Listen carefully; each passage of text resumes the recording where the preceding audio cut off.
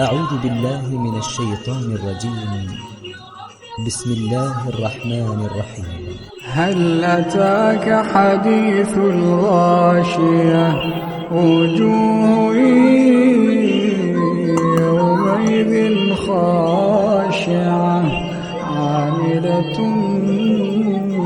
ناصبة تصلى نارا حامية تسقى من عين آنية ليس لهم طعام إلا من ضريع لا يسمن ولا يغني من جوع وجوه يومئذ ناعمة لسعيها راضية في جنة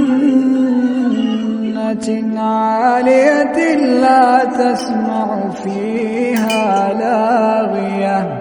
فيها عين جارية فيها سرر مرفوعة وأكواب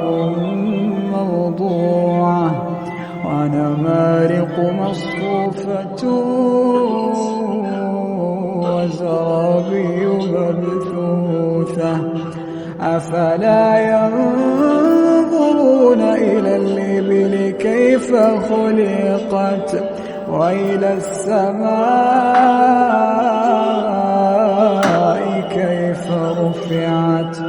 وإلى الجبال كيف نصبت وإلى الأرض كيف سطحت فذكر إنما أنت مذكر لست عليهم بمسيطر إلا من تولى وكفر فيعذبه الله العذاب الأكبر إن إلينا